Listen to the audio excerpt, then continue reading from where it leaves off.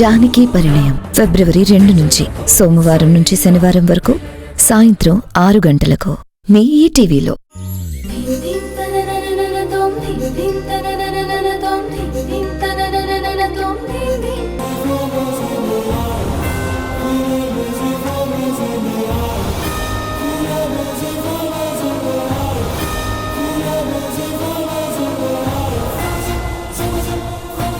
Madam,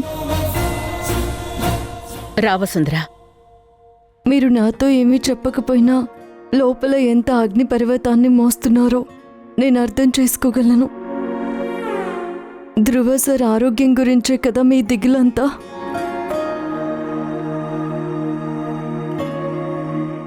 ఎలా కనిపిస్తున్నాను నేను నీకు? కేవలం నా కొడుకు గురించే ఆలోచించుకునేదాన్ని అయితే ఈ పాటికి నిన్ను ఇంట్లోంచి వెళ్ళమని చెప్పేదాన్ని కదా. నాకిప్పుడు ధ్రువ ఎంతో, నువ్వు కూడా అంతే. ధ్రువ నాకు కొడుకైతే నువ్వు నా కోడలివి. మీరిద్దరూ నాకు 2 కళ్ళు. ఒక కన్నుని పొడుచుకోవాలంటే ఎలా చేయగలను? ఈ ప్రేమే ఈ ఇంటికి నన్ను కట్టిపడేస్తుంది మేడం.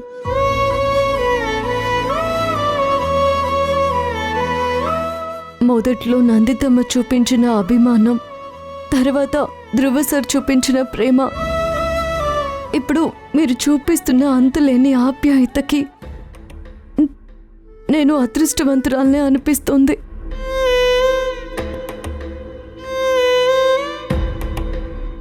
నా జాతకం బాలేదని తెలిసినా, ధ్రువ సార్కి నా వల్ల గండం ఉందని తెలిసినా, మీ ప్రేమలో ఎక్కడా నాకు చిన్నపాటి వ్యత్యాసం కూడా కనిపించలేదు.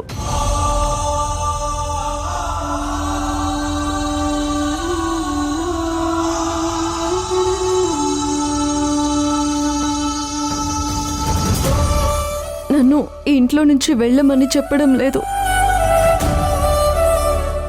కానీ తప్పనిసరి పరిస్థితుల్లో ఆ నిర్ణయం నేనే తీసుకోవాల్సి వచ్చింది. వసుంధరా,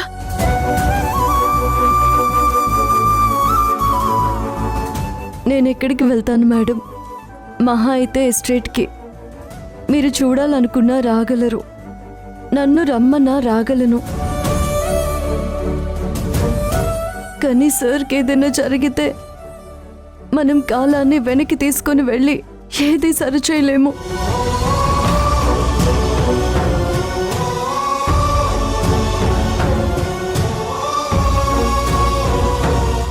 కడుపు కోత కన్నా గుండె కోత నయం కదమ్మా.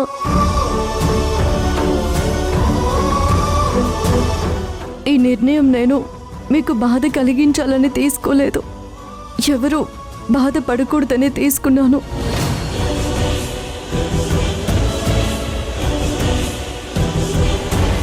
రేపు భాస్కర్ మామిని రమ్మని చెప్పాను. ఈసారి మీరు ఆపడానికి కారణాలు వెతుక్కోవద్దు మేడం.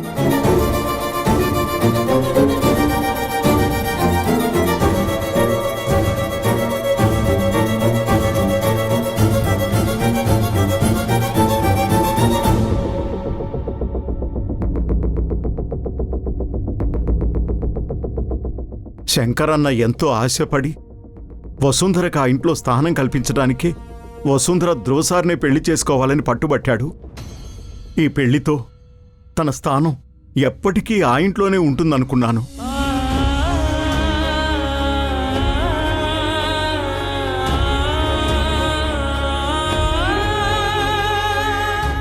నందిత తన తల్లి అని తెలియకపోయినా ఆ పేగుబంధం వాళ్ళని కలిపింది. నిజం తెలియకపోయినా కలిసే ఉంటున్నారని సమాధానపరుచుకున్నాను. ఒకప్పుడు విడదీశామంటే అది పరిస్థితుల ప్రభావం అనుకోవచ్చు. ఇప్పుడు విడదీశామంటే ఆ పాపం ఊరికే పోదు. బయట అమ్మాయి అయితే ఇంటి నుంచి పంపిస్తే గండం పోతుంది. ఇంట్లో అమ్మాయి అని తెలిస్తే ఎలా పంపిస్తారు? నా జాతకంలో ధ్రువ సార్ లేరనుకుంటా. లేదంటే మేం విడాకుల వరకు వెళ్లేవాళ్లమే కాదు. ఆయన ఆ రోజు విడాకులు అడిగినప్పుడే ఇచ్చుంటే ఈ గండం ఆయనకి తప్పేదేమో.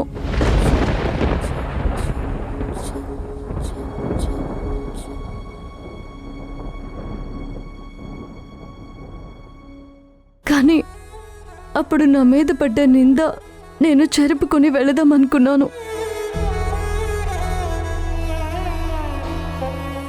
ఇప్పుడు నాకు నా వ్యక్తిత్వం కన్నా ధ్రువ సార్ ప్రాణమే ముఖ్యం. ఆయన కోసం ఒకటి కాదు 10 నిందలైనా మోయడానికి సిద్ధంగా ఉన్నాను.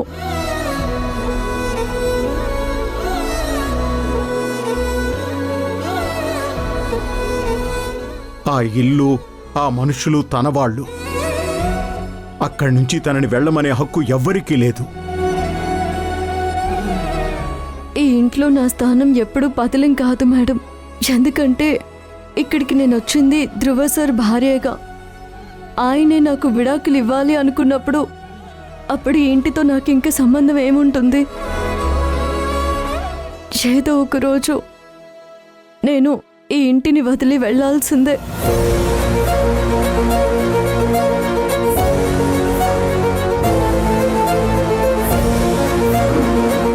తను నందిత కూతురని చెప్పాలి. ఏదైతే అదైంది. రేపు అందరికీ నందితనే వసుంధర తల్లి అన్న నిజం అందరికీ తెలిసేలా చేస్తాను.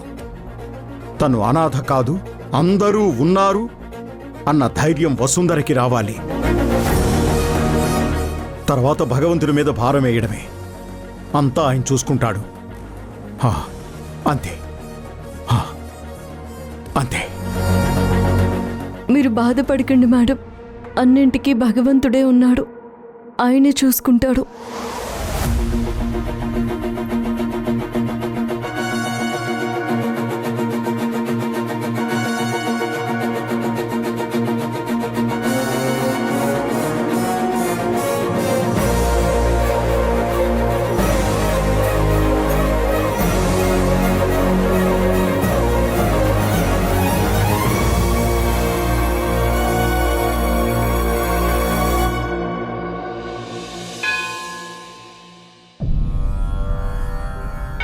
लक्ष्मीं क्षीरसमुद्रराजतनया श्रीरङ्गधामेश्वरी दासीभूतसमस्तदेववनिता लोकैकदीपाङ्कुरा श्रीमन्मन्दकटाक्ष लब्धविभव ब्रह्मेन्द्रगङ्गाधरा त्वां त्रैलोक्यकुटुम्बिनी सरसिजा वन्दे